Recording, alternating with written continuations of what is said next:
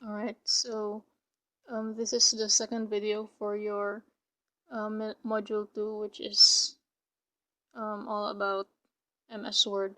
So this is, just to remind you, this is for EDUC 32, which is Advanced Productivity Tools. And we are at MS Word. Alright, so for this video, we'll be studying Lesson 1.3 and Lesson 1.4, with Lesson 1.3 being about designing your pages. So in this lesson, you will be learning how to insert pages, organize text in tables. You will learn how to display text as word art, to divide text into columns, and lastly, you will learn how to print. Alright, so let's begin. So as you can see here, I have a newly opened document. Nothing has been changed yet, so it's blank. And we'll be working with this for this lesson. Alright, so if you're wondering, this is again, my example uses Microsoft Office 2009. And don't worry about the color, I just changed the default color to black. But it's the same software, and I'm sure all the functions will be the same for the other versions. Alright, so for this lesson, which is all about designing your pages, the first thing you need to learn are the tabs. The first thing that you need to know is that we'll be working with 3 tabs. Alright, we'll be working with Insert, Design, and Layout tabs. If you're wondering where these are, they can be located at the top part of your window, which is the ribbon part, right? That's where all the tabs are. These little things up here, these are what we call tabs, right? Just to review. And we will be working on the Insert, Design, and Layout tabs. So we will be working on these 3: Insert, Design, Insert, Insert tab, the Design tab, and the Layout tab. Alright, so it says here in your module that the Insert, Design, and Page Layout tabs contain the most frequently used commands for designing the layout and appearance of your pages. So if you want to change something about your page, be it the color, the formatting, the margins, the size, the orientation of your page, you will be working on these 3 tabs over here. You will be making adjustments in these 3 tabs, so that you can get your desired results, and so you'll get your preferred appearance for your document, right? So for this, the first thing you need to learn is how to insert new pages. Of course, you'll say this is relatively easy, but remember that there is one decent way to do this. It requires a mouse, and you have to click on something. And I believe that there are 2 wrong ways to do this. And the first wrong way to do this is to use multiple paragraphs. Alright? When I say this, I mean pressing the Enter key multiple times until you get another piece of paper. Of course, you get the desired effect, which is okay, but remember, there are implications to this. Because if you do this, let's say for example you have a gigantic document. You have a document that has, let's say, 100 pages, and you just kept on making new pages using this. Let's just say that you edited something. Alright, let's put some dummy texts here so I can explain this to you more. Alright, let's start by not putting, yes, there we go. So let's start with this. Let's just say, let's put our trusty lorem ipsum again, right? Let's use that. And I want, let's say I want 100 paragraphs. Let's see if it gives. Alright. So there we go. That's 100 paragraphs of lorem ipsum. So far we have how many pages? We have 6 pages.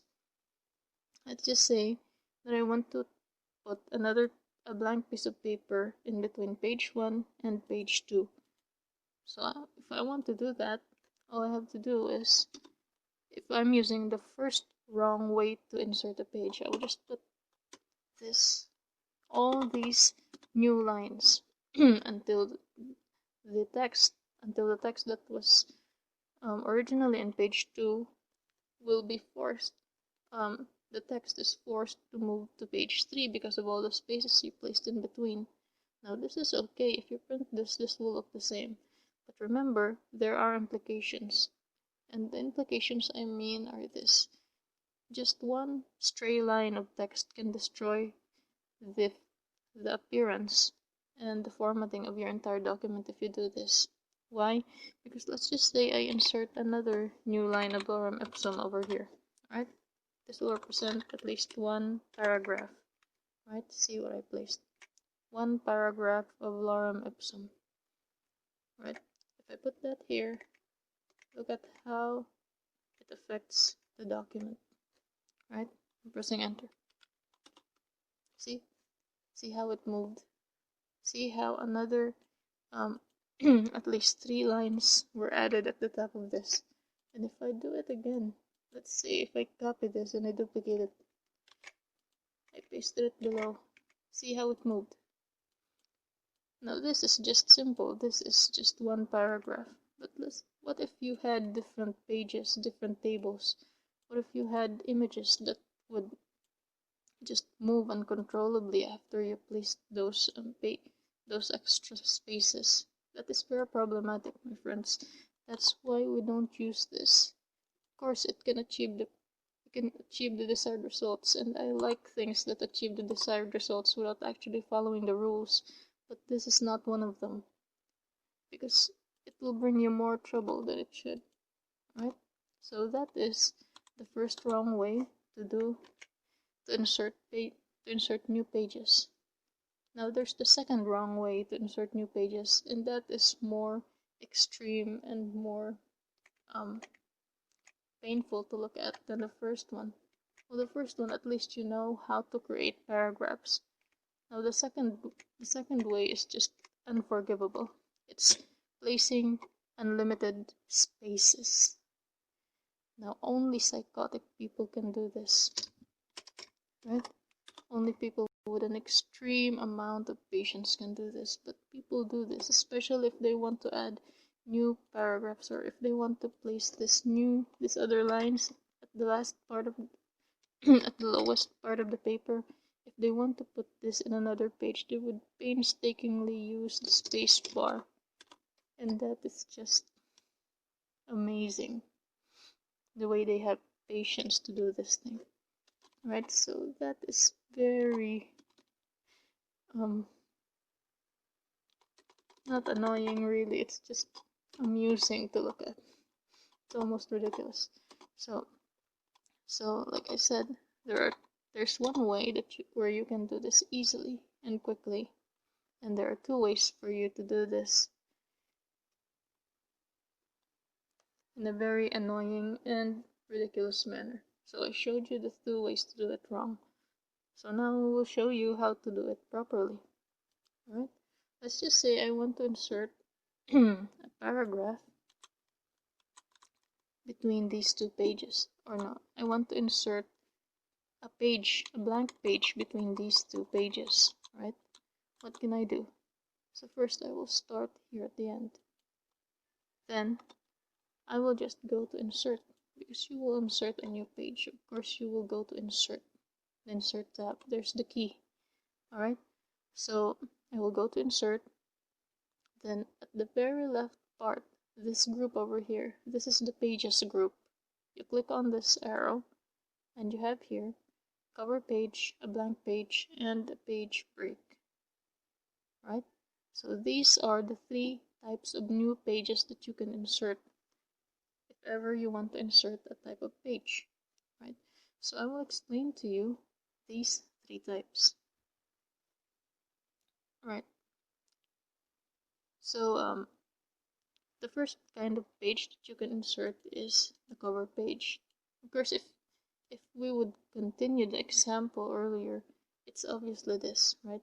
I want to insert a blank page over here. If I click on that, there we go. There's the blank page, and there's our original line. Right, that's easy. So that's the easiest. So now let me just discuss this for a bit. So we have cover page, blank page, and page break. Cover page and blank page are both whole pages. They occupy one page, and a blank page has no content, while a cover page is formatted to look like a cover, and it has special features with it. An example of feature that it carries is that most of its text are headers and in title form. Also, it contains the page number 1 by default sometimes. And what else? For the headers or the footers can actually skip the title page if it wants. It's kind of like a privilege for the title page. Alright, so we'll discuss this later when we reach the headers and footers part of the lesson. So, for example, let's just say I want to insert a cover page before the first page. Okay, so to do that, I just have to put my cursor, this blinking line over here, my cursor, or I think it's called something else, I forgot. Right, just this blinking line over here. We just have to put it there before the beginning of the first word, before the first letter. And we will go to the insert tab, go to pages, and select cover page because we want to insert a cover page there, right? So just click on that and we wait. Now we have to choose what type of cover page we want, right? Actually, they're all cover pages, but if you want to choose a design, there we go. There you go. So you can select any of these, right? Anything from this list. And I think you can also download some from office.com, right? Yeah, there it is. So let's just say the brightness hurts my eyes. Let me just select I think this is good. Yeah, there we go. That's better. So here is an example of a document, of a cover page for a document. Right? To review, we just placed our cursor over here before the beginning because we will insert the cover page before the first page, of course. So that's where I want to put it. So there we go. Placed my cursor over here. Went to the insert tab. Navigated to the pages group and clicked on the arrow and selected cover page. After that, I was given a choice to select a format or an appearance for my cover page, and after I clicked on the appearance that I want, the cover page appeared just um, where we wanted it to be, right before this location over here, right? So this cover page is entirely editable. Okay, we can change the color here and we can change the content here. Just have to click, then type, right? So since this is long epson, let's just say this. Okay. Okay. Pseudo Latin 101. Okay. Then document subtitle.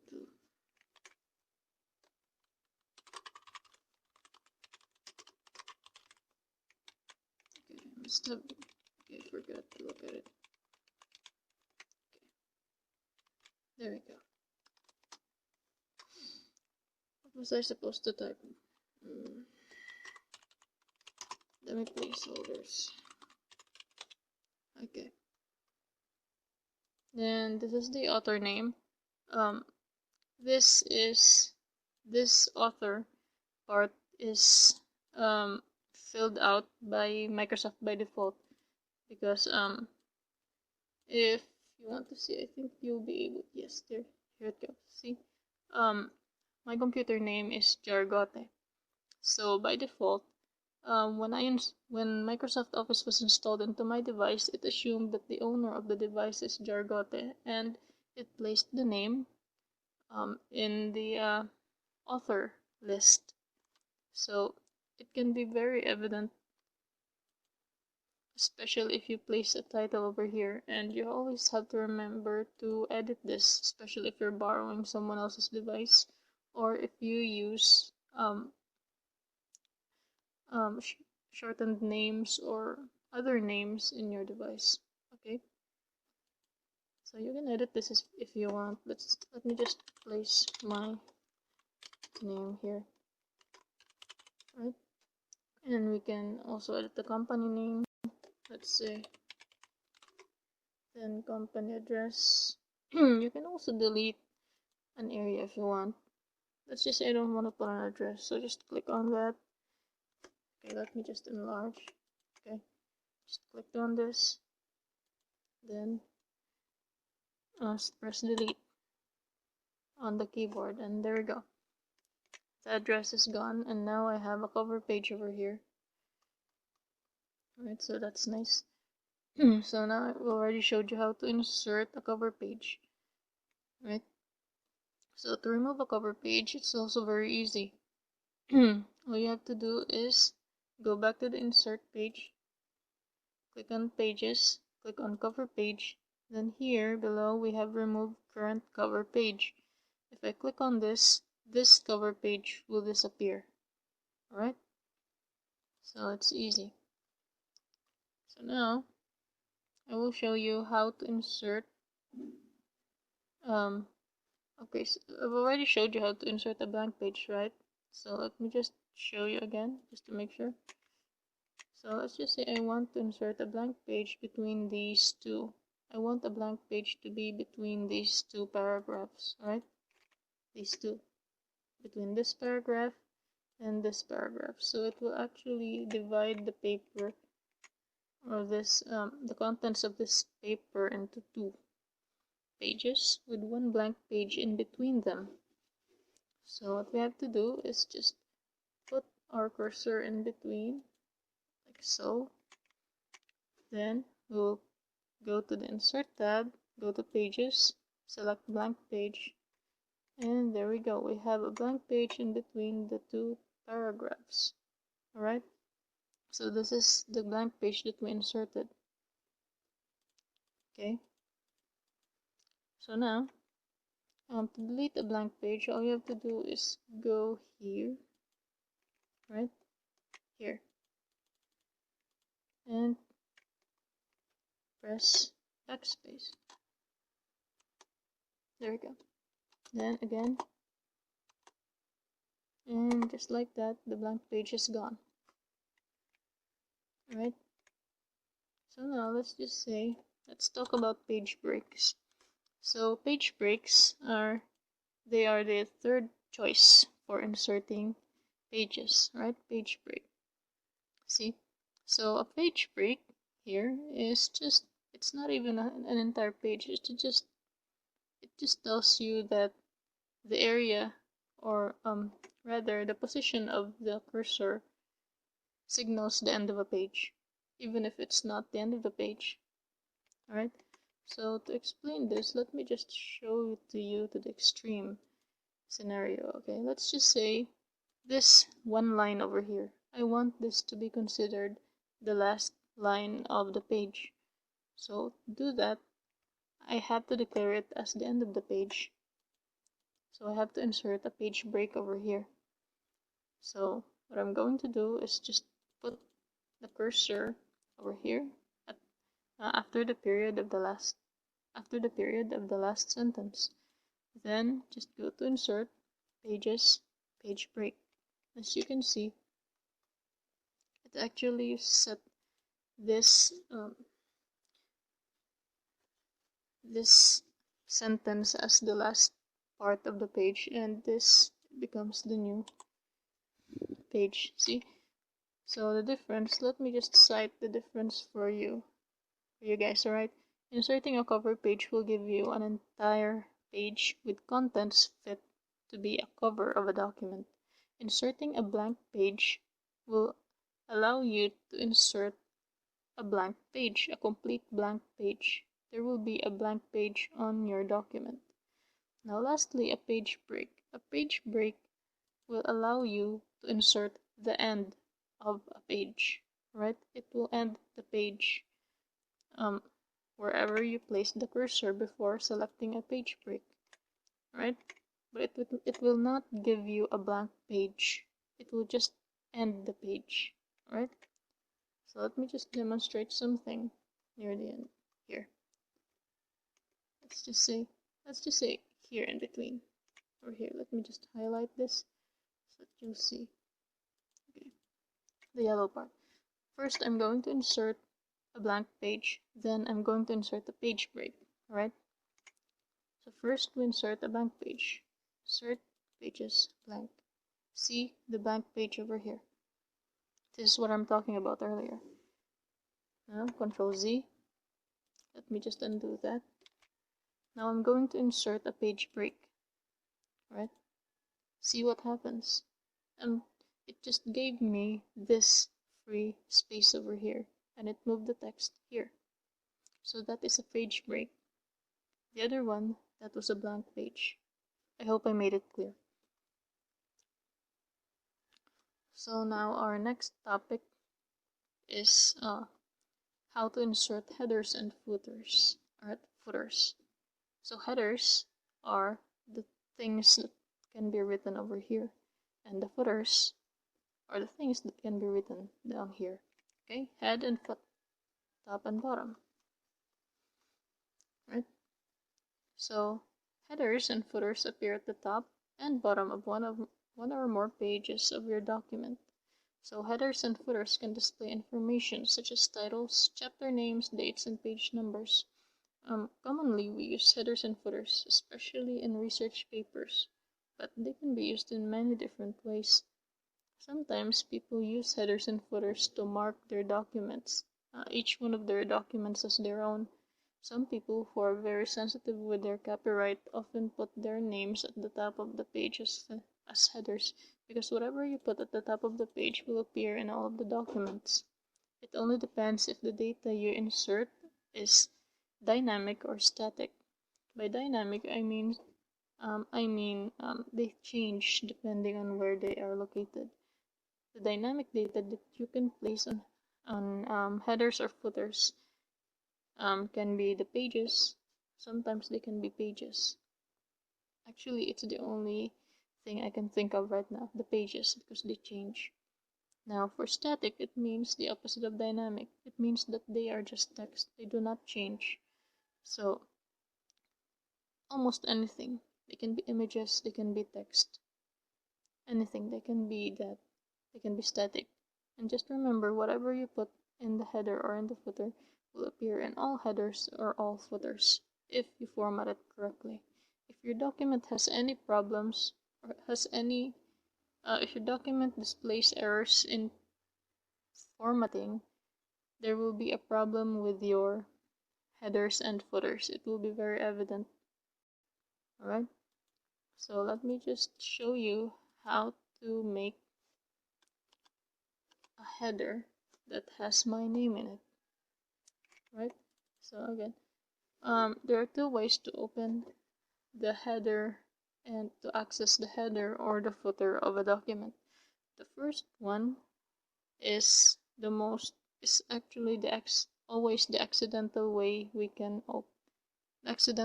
of opening a header and a footer, and I'm sure most of us have panicked when we actually do this, right? Because if you open the header or footer part, it will render the text part or the main part of your document useless. Right, so the way we can do this accidentally back then is if we double click here at the top, see, our main text becomes whitewashed, right? Whitewashed, or it's now gray. Alright, now we can type text here. As you can see, if I type text here, it also appears in all the other pages, and if I edit it here, it also appears here. Nice, no? Okay, so let me just put my name here. Okay, let's just say by John Argote. Okay, means I made that. for example. Right? So now that I'm done with this, I can actually just double click here and it will be okay. As you can see, my name is visible on all the pages that on the pages that aren't the cover page, right? They are just the regular pages of the document, right? So that's the accidental way, which is the most common way for us to encounter headers or footers. The footers also work in the same way. Remember, this is the body of your document, and this gray part within the margins, that's actually the space for the footers. So if I click on this part over here, as you can see, I just opened the footer area. And let's just put something here. Okay, if I type something here, it'll appear on all the pages, in all the pages, right? That easy. So that's how we do it. Now, let's just say that I don't want to do it accidentally. I want to do it in the way it was intended to be done by your programmers, by the guys who actually made the software. So to do that, I had to go to Insert. Then here in the header and footer group, we have header and footer. So just click on that, edit header. See, we have lots of formats here we can use. So we just have to select one. They're all very artsy. So let's just choose one. See, there's the orange one. Okay, so there we go. As you can see, here's the title, which is nice, right? So Pseudo-Latin 101. So it can work like that, and you can also still type things here, which is cool. It's really cool. So it's nice, right?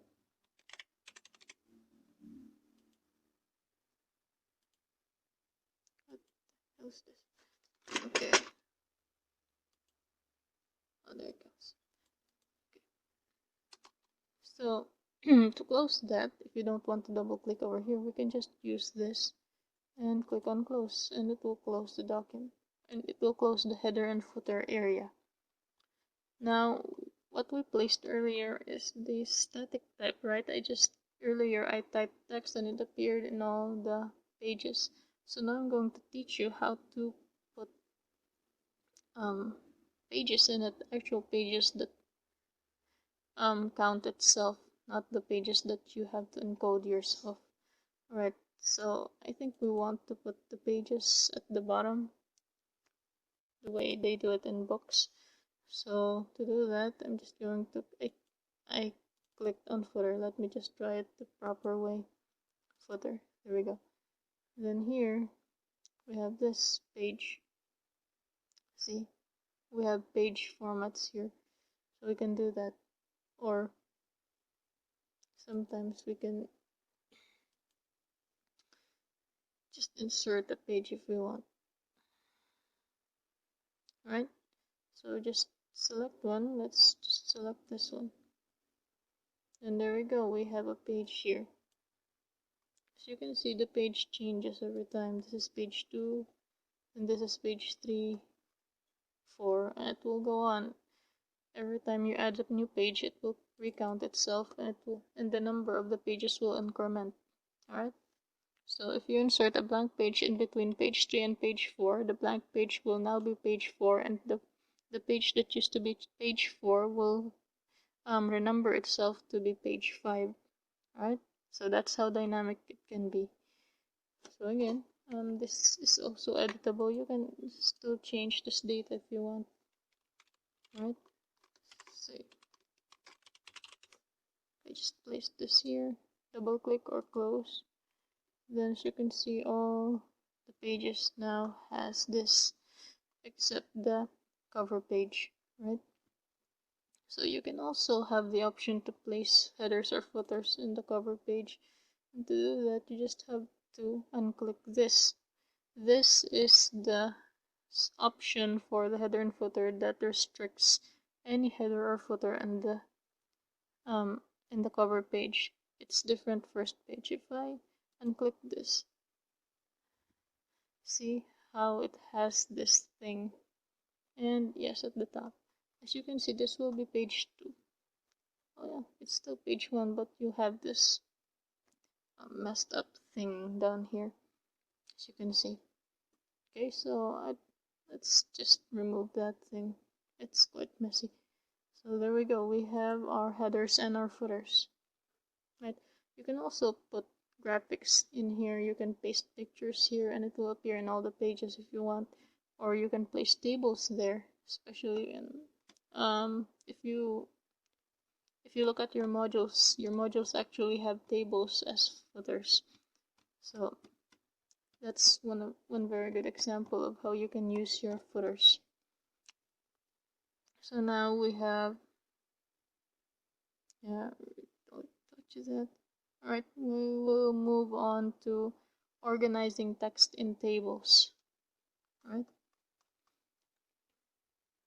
so tables, you already know about tables. You work with them in Excel mostly, and you also work with them in PowerPoint sometimes. So tables are just things. We have an x-axis and a y-axis, and they intersect, and when they intersect we get cells. Those are tables, right?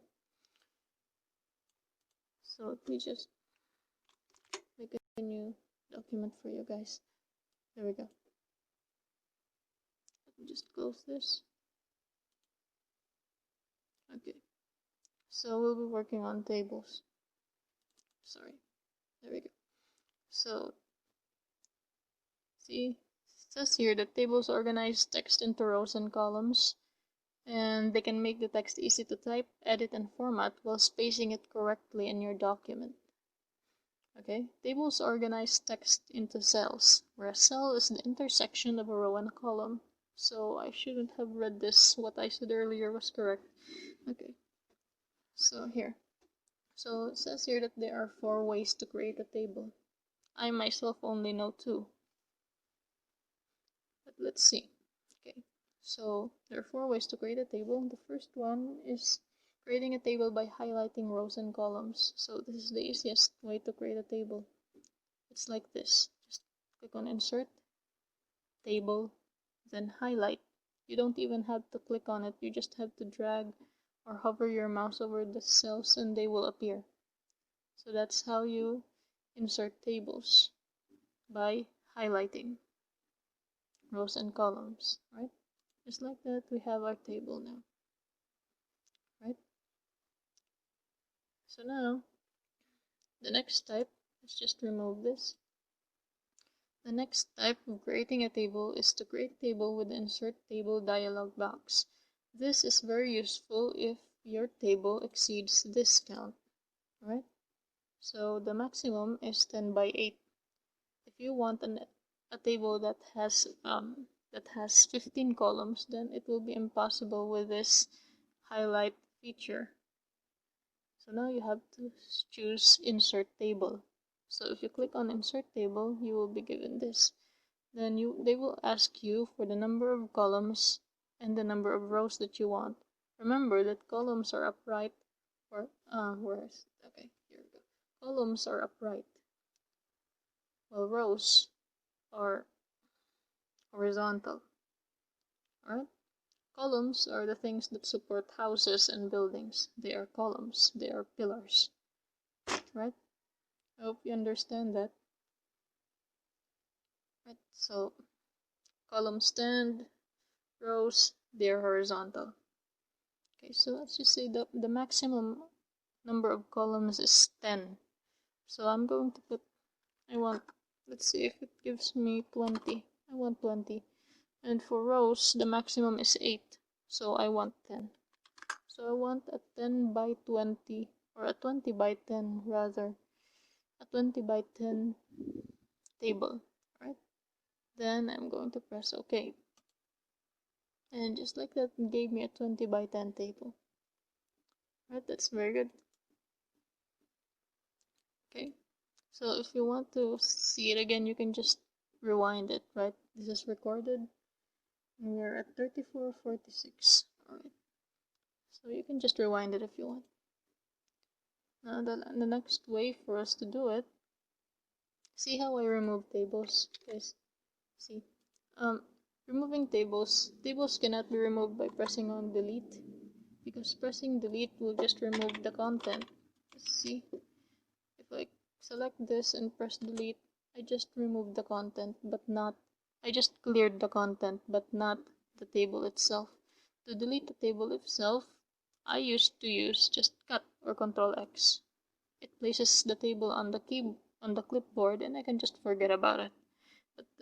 But the correct way to do this is to just click on this and see this delete table selection over here. Select that, and that's the proper way. Alright? Don't waste space on your clipboard. Even though that's easy, right? Right. So next we have the very problematic and the only thing that I actually avoid, creating a table with a mouse. This is just painful. Okay, so I hate this. Insert, then table, and here we have the thing, draw table. If you click on this, it will just give you this pencil, and what you have to do is you have to drag it here like this, then you have to drag it here again like this and like this. What I hate about this is that now I can never measure it properly, even though it gives you a great opportunity to create these things. But you can create very dynamic, very good specific tables like this. The problem is I have a problem with it not being evenly distributed. I cannot see if the table I'm doing is still symmetrical or not, and that really bugs me. Alright, of course you can always use your grid lines if you want, but see how it doesn't even rest on the grid. It's very annoying. So that's, see, I even drew it on top of the grid, but it still moves. So, of course, but that's an option, as you can see, and I'm sure some of you will find this useful. So here you go, guys. Here we are trying to make a table that doesn't even follow normal conventions. I think you can draw a house with this feature. I think, yeah, you can really draw a house with this feature. Let's see what happens. What did I do? Anyway, that is how you create a table by drawing it with a mouse. Fun. You can create tables that look like modern art with these. At least that's okay. So if you don't want that, you can always erase a line if you want. So that's a plus. That's a plus. That's cool too. Alright. So again, we have to delete this. To delete, we just have to. Okay, so see how that happened. If it's on erase, I cannot select my table. If it's on draw, I cannot select my table. I should turn off draw table first before I select it. Okay, remember that. Then you can just delete it over here. Delete table. Goodbye, messy table. Okay. So now, the last way is the most fun way, in my opinion. I really love this last part. This last procedure. This is, you have to create a table from existing text, which is very familiar for me. We actually do this when we program. This is an activity for us. So, the concept is this. You will be given a list of words. Let's just say a list of names, maybe. We have Bob. We have what name starts with C? Carl. We have Dan, Egan, whatever name this. There we go. So let's just say we have those words, not even names. Those are words. We have those words separated by commas. Right? An activity in what used to be our activity was this. You have to make this into a table. You have to separate these text into these text so that they will be displayed as one word per cell in a table. So in short, this will be a table that has one column and one row and 1, 2, 3, 4, 5 columns. So to do that, there is a marker, and the thing that we call marker are these, the commas. So this concept was brought on here. I didn't know they even had this feature in Microsoft Office. So here, it's actually easy. I already tried this while I was making this module, but it still surprises me. Anyway, so let's do this. So there are, to separate text, you need a unique character. So when we say characters, we mean not just letters or numbers. We mean even paragraphs, tabs, commas like that, or others, such as your symbols. Alright? So let's just try it with a comma first. Let's see how it goes. So by using the same unique character, you can define how you want Word to define how much text to display in each individual cell of our table. Right? So what you have to do is to select this, click on Insert, then click on the table icon. Just like that, we have here the selection called Convert Text to Table. If you click on that, you have this. See? It makes you select what type of table you actually want. Like I said, this is a table with one row and 5 columns. So we have that now here. And now we have this auto-fit behavior. It can be fixed, or it can be like a wildcard. It can be proportional to the length of the words. And lastly, we have this separate text at. You can select a paragraph, tabs, commas, which we already have, and which it detected automatically. And then we have others. We will try all of that later. But first, let's just click on OK because Microsoft already selected that for us. Then we click on OK, just like that. As you can see, the commas disappeared, and now each word is inside a cell in a table that has one row and 5 columns, which are equal in size. Right? Isn't that fun? Okay, they said we can make tables out of paragraphs, so let's try that. So because of lack of imagination, I will just use the lorem words.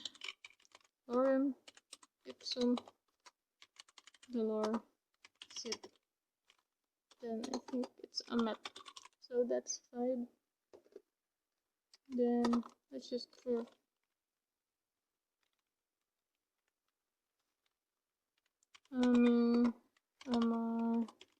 amet. Okay. Amat. Yes, that's good. Yeah, that's good. So if I select this will turn into, I want this to turn into a table that has one column and 1, 2, 3, 4, 5, 6, 7, 8, one row and 8 columns, right? So as you can see, I separated them by spaces, and I want to make this. I want to make them into a table. So again, select, insert, table, convert text to table, then number of columns, number of rows. Then we can fix column width, then separate text as paragraph. There we go. Then OK. See, it even connected to the first one, so it's really good. Now we have now let's see if I can make a scheduler for this one. I want to make a scheduler. Let's see if I can do that, because I want to join the way we can use tabs and use others as well. Let's see. Maybe I can use tab and paragraph this time to make a 2-dimensional table with just text. Alright, let's try that. An example I can think of is a calendar right now. So let's just Sunday, Monday, Tuesday, Wednesday, Thursday, and Friday. Then last we have Saturday. So we have that. Then I want to put this here so that I can put time here. Right. So this will look like what we call a scheduler. So we have 8, I'm sorry, and the table 9, 10, 11, then lastly we have 12. Let's see if this works. Let's see, 1, 2, 3, 4, 5, 6, 7.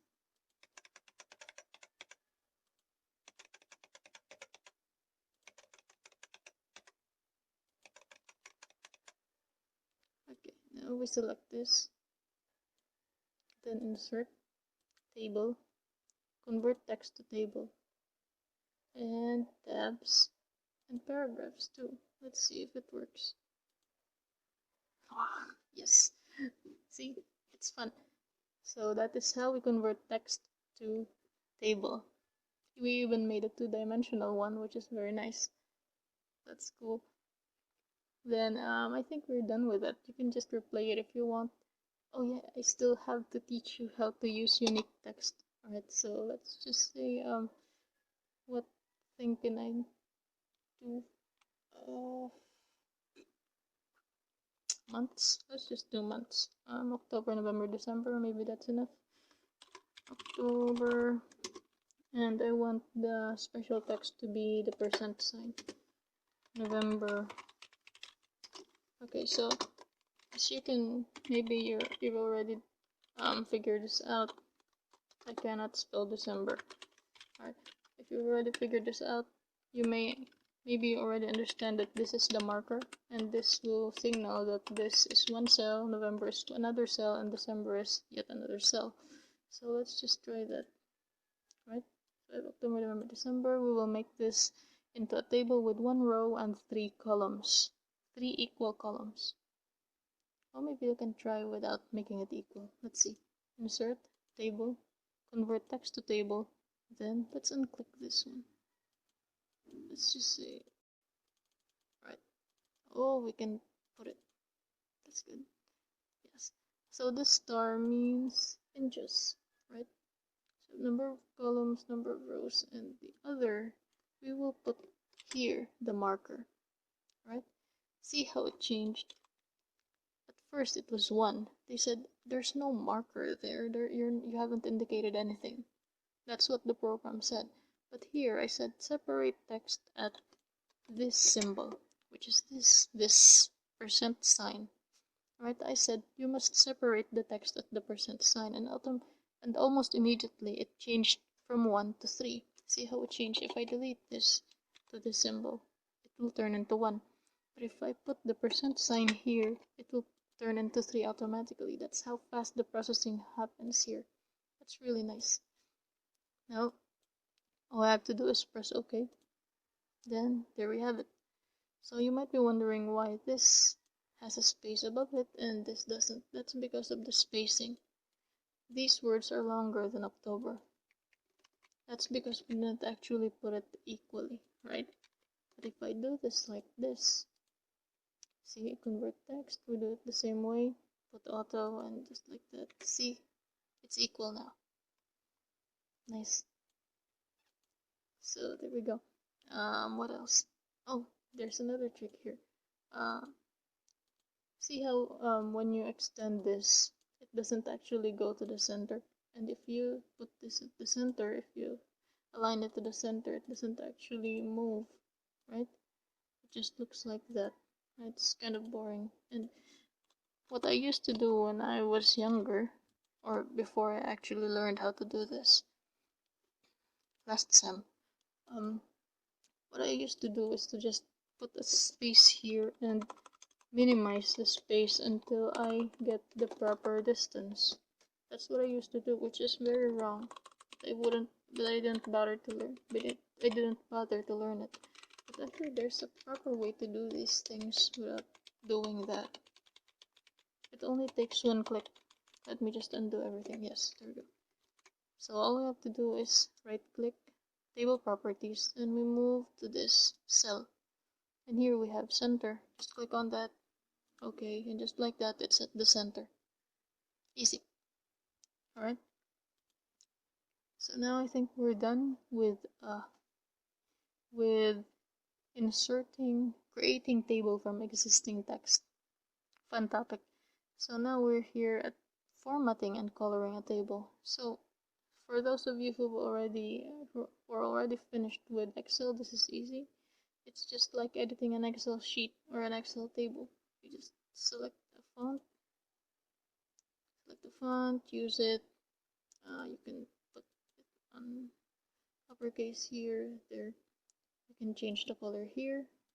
There we go. See? Then maybe we can change this here too. Yeah. And this, I want this to be different colors, so I'm just going to use these things. Right? Just like that. It's easy.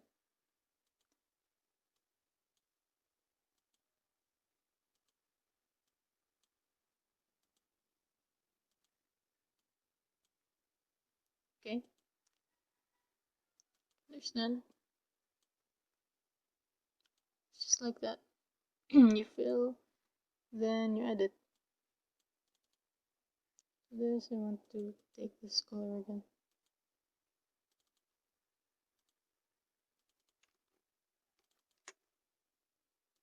Do you follow? I think this is simple enough.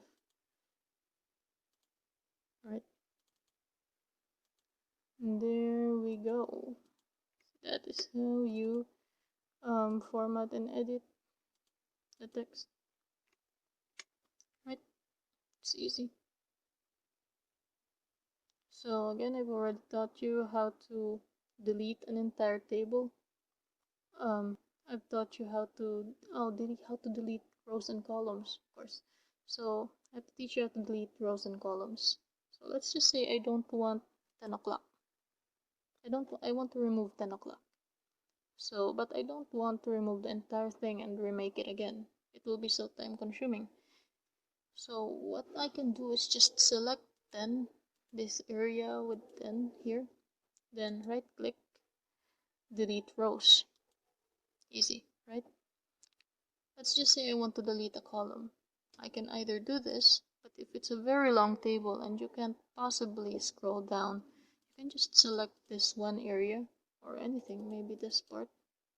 You can just put that, then right click, delete cells, delete entire column, and it will delete the entire column entirely, and the remaining cells or the remaining columns will actually, like you can't see this, the remaining columns and the remaining cells inside the columns would actually move to the right. So there we go. Just click on OK, then it will disappear and the table actually moved. So that's how you delete rows and columns. How to delete cell. Alright, let's just say I want to delete Tuesday for some reason, and I want Wednesday to be in the place of Tuesday, and it will actually look like this. I think then all these cells will move to the left, and I will have a remainder cell here, excess cell. So let's try that. I want to remove Tuesday, so right click, delete cells, and shift cells left. It means that Wednesday, Thursday, Friday, Saturday will shift to the left. They will move or slide to the left. Alright, that's what it means. So if I click on OK, see, I have an excess now because all the others move to the left. That is what it means when you ask the cells to shift cells left. Right? Let's do it again. I want to delete Tuesday and just Tuesday. So right click, delete cells, shift cells left. Then OK. Just like that, it moved. Alright, let's undo that and we will try the next one. Select Tuesday again, just Tuesday, not all of this, alright? Not all of that, not all of this, just Tuesday. Right click, delete cells. Now we were going to select shift cells up, and what do you think will happen? right? I put my money on the fact that the blank yellow cells will move upwards. Let's see if it works like that. See? And I was wrong. Actually, I was half correct, right? The formatting moved upward, but I wanted a blank place here. Apparently that's not gonna happen. So I was half correct. That's still fun. I don't actually, I can't actually think of any scenario where I will use shift cell upward. Anyway, it's a feature. It's good to know. So lastly, we have to work on how to make text look artistic. So making text look artistic is just, it's technically a topic about word art and other visual things that you can learn with text. So here we have drop caps. Drop caps are really cool. It's something that I've always wanted to do, but I do it manually. But now we already know. Now I actually realized while making this module that it's actually possible. So this is exciting. Then we have creating word art, something we already know since high school. Then next we have dividing text into columns. So it's fun too. So let's move on. Let's move to drop caps, right? So now we are on the next lesson called making text look artistic. We are making text look artistic, right? There's a microphone over here. Right. So we'll be creating drop caps. Let's just put, we've been using lorem for quite a while. Let's use another word.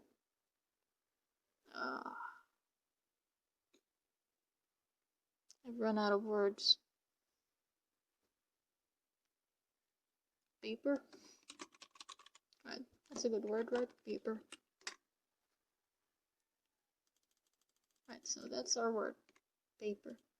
So I want to, paper is, oh, I have something.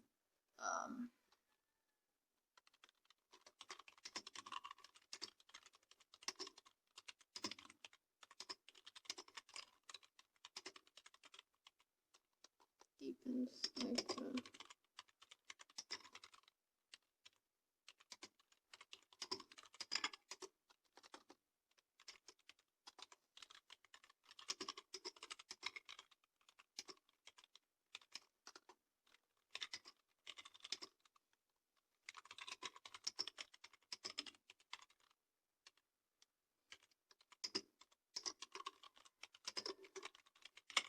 There we go. Alright. So this is very, grim. It's just something I have in my mind at the moment. Okay. So we are going to make drop caps. So drop caps are fascinating things. So it says here that we must click on the insert. Then we have to look for the drop cap. Where the hell is drop cap? Oh, there it is. Right, so click on insert. Then move the cursor anywhere inside the paragraph for which you want to create a drop cap. So I want to move it here. Right. Then I just have to click inside the paragraph where I want to put the drop cap in. Right. I'm going to put it here. Then this, my friends, is called a drop cap. Where is it? There's this. This is a drop cap. A drop cap creates a large capital letter at the beginning of a paragraph.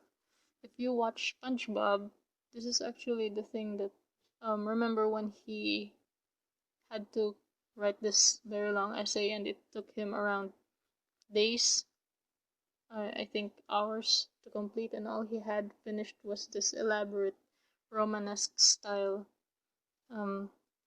lettering of a letter A or T, a very big T and a the. All he wrote during that time was the, and the T was very elaborately written and large.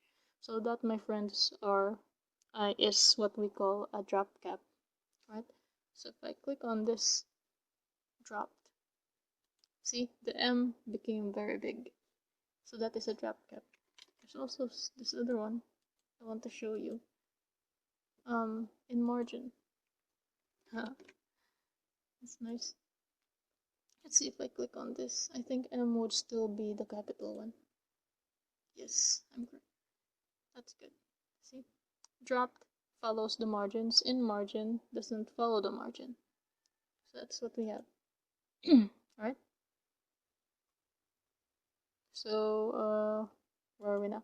So that's drop cap. You can color a drop cap if you want. So that's a drop cap. Here. Select that. You can actually edit it if you want.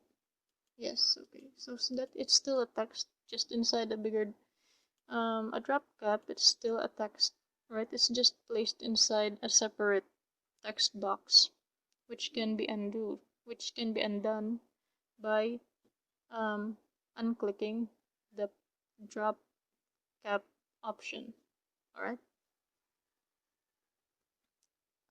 So now the next thing we have to learn is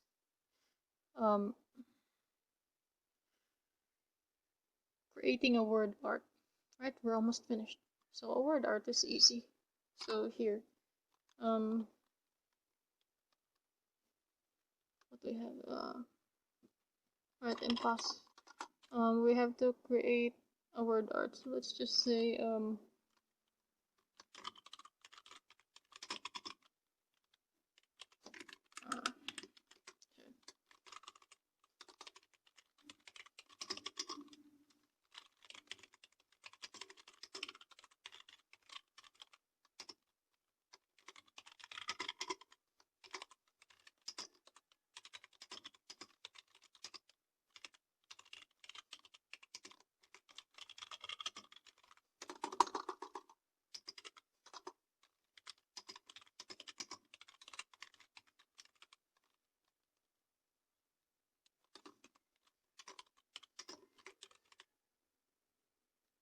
okay.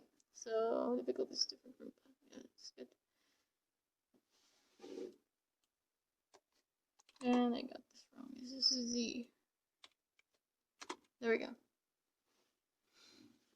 Okay, so we need to create a word art. So the word art, let's just say I want to make this word art, this whole thing, right? To do this, we have to create an insert. Then this is a word art.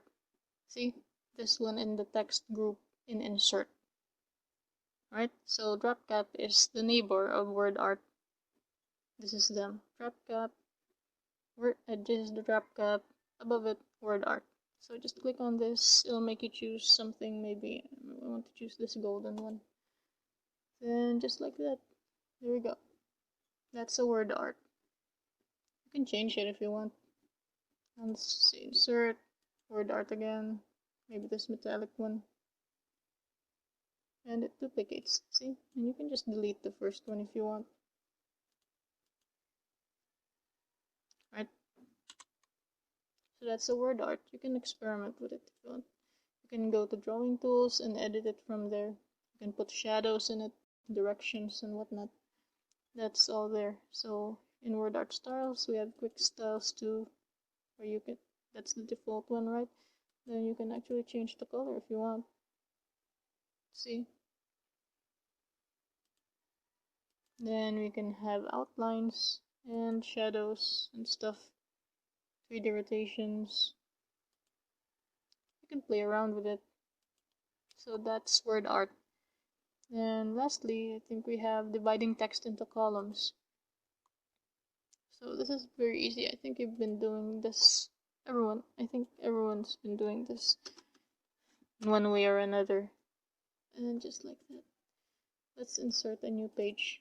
If you noticed earlier, I tried to insert a new page by pressing on the Enter key. Shame on me. Okay, so insert pages. Okay, I can't insert because of this. Alright, so let's put this here. Let's find a clean place to put it. Blank page, there we go. Then I just have to move this here. There we go, new page.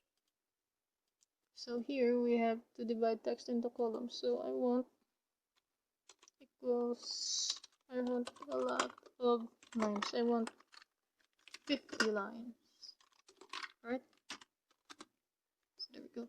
It's a lot of lines. I'm going to just minimize the size to, I think, around 15. There we go. So what I want is to divide this text into, right, let's just justify it first. I want to divide the text into 2 columns, right? 2 columns. Now to do that, we can go to layout. Alright, we're done with insert. We're going to layout, go to columns, then select 1, 2, 3, or 5 depending on how many columns you want. You can even go to more columns if you want 10 columns. Right? So I'm just going to stick with 2, and just like that, my text has been divided into 2. Fun. Right? That is how you divide text into columns. You go to the layout, you select the text, right? You select text, go to layout, click on column, then select the column. You can undo it by returning it to 1. You can go to 2, then go directly to 3 if you want. See? That's how you do it. Now to remove columns, I just showed you this earlier. Just select your columns, then click on 1. And just like that, it's back to normal. Because by default, the default number of columns in a document is 1. Okay? So now all you need to learn is previewing a document before printing. I think you already know this. To print, all you have to do is go to the File tab, which will lead you to the Backstage part of your document, or of Microsoft Word. This is the Backstage part. Oh, it's morning. What hour is it? It's 4:35. Okay. Good morning. Okay, so home. Where are we? Not print. Okay, print. So to print, you have to go to File, Print, then here you can preview your document here, right? So actually from this side you can still change it if you want. You can move it to the landscape orientation from here, and if you print it, it will be on landscape. So you can also change the page size, the margins, and how many pages will appear per sheet. You can do all of that there. And if you're satisfied, you can click on print. Or if you only want, let's just say you only want to print page 1, so you can put 1 here, right? If you want to print page 1 and page 5, just have to put a comma, page 5. So the printer will print 2 pages, page 1 and page 5. Haha. Anyway, let's just say we have 6 pages. I want to print page 3 to page 6. To do that, all we have to do is type 3, put a dash, then type 6. It means I want to print page 3, 4, 5, and 6, 4 pages. So that is how you preview and define a document format before printing. So I think that's everything you need to learn for Edoc 32 lesson 2 in module 2. Okay, thank you for listening and good morning.